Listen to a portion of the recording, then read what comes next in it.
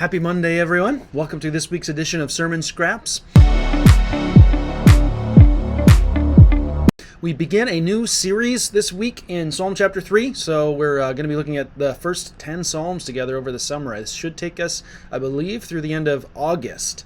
So we'll get through Psalm 10 this year, 1 through 10. So in Psalm 3, we talked a bit about the prescript being a psalm of David when he fled from Absalom, his son. One of the things that I wanted to point out, though, is this theme of salvation that we see throughout the Bible. So in the beginning of the Bible, there's no need for salvation because Adam and Eve have perfect relationship with each other and with God. So we've talked a number of times recently about the need to have the vertical relationship restored with God before we can get to the horizontal relationship with each other. In this context, the salvation that is found on earth with each other is an example of the salvation that we have from God. And it's important for us to note this theme that throughout the Bible, since Adam and Eve were cast out of the garden, there is this need for people to be saved. So right after Adam and Eve sin and the perfect relationship with God is broken, there is a need for salvation. So God clothes them with leaves and animal skins. And so this is the first example we see in the Bible of blood being shed for sins. So because Adam and Eve sinned, blood needs to be shed.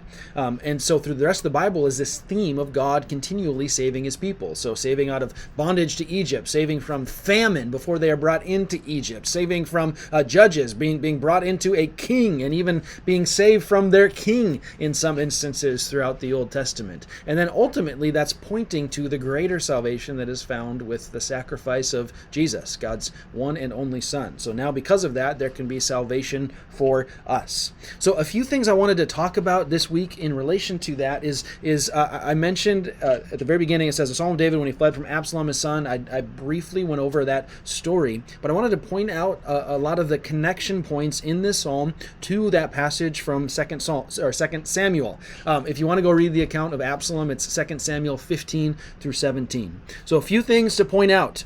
In 3:3, Psalm 3:3 says, "But you, O Lord, are a shield about me, the lifter of my head." I want to go 3:2.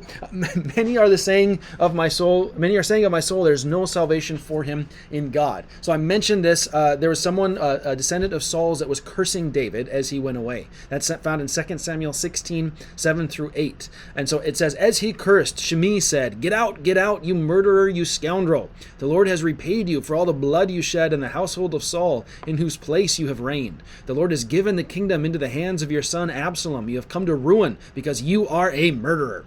What a demeaning and discouraging thing to hear as you are already fleeing from one of your sons.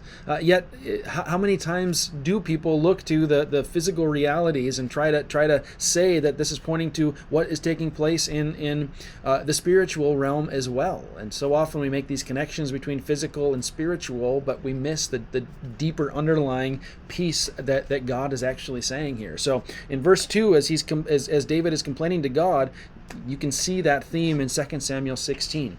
Verse 4, "I cried aloud to the Lord, and he answered me from his holy hill." One of those holy hills is Mount Olives. And so in 2 Samuel 15:30, I read it a couple times yesterday. It says, "David continued up the Mount of Olives, weeping as he went. His head was covered and he was barefoot. All the people with him covered their heads too and were weeping as they went up." So this is, they are crying, they're worried. And so David is bringing that mind that God is going to continue answering him.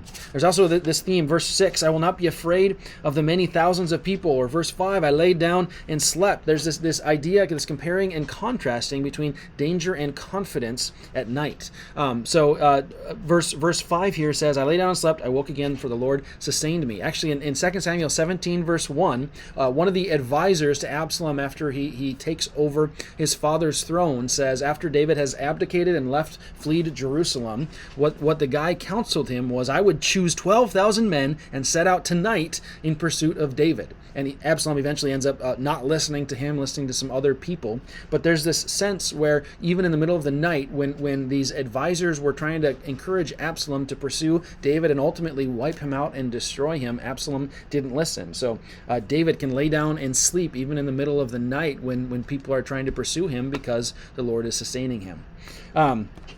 Verse 6 says, I will not be afraid of many thousands of people who have set themselves against me. This is pointing us to 2 Samuel 15:13, where a messenger comes and tells David, the hearts of the people of Israel are with Absalom. Thousands of people are following your son Absalom. And so David is heavily outnumbered and is in need of someone to come and save him and rescue him. Last one, verse 8, salvation belongs to the Lord. Your blessing be on your people. Victory eventually comes. So 2 Samuel 19, after Absalom has died, Joab was told. Joab is one of the commanders of David's army. The king is weeping and mourning for Absalom, and for the whole army, the victory that day was turned into mourning, because on that day the troops heard it said, the king is grieving his son. So I just want to make some of those connection points from the historical events that were taking place with the psalm itself. The last thing I wanted to point out at the end of verse 8, it says, salvation belongs to the Lord, your blessing be on your people.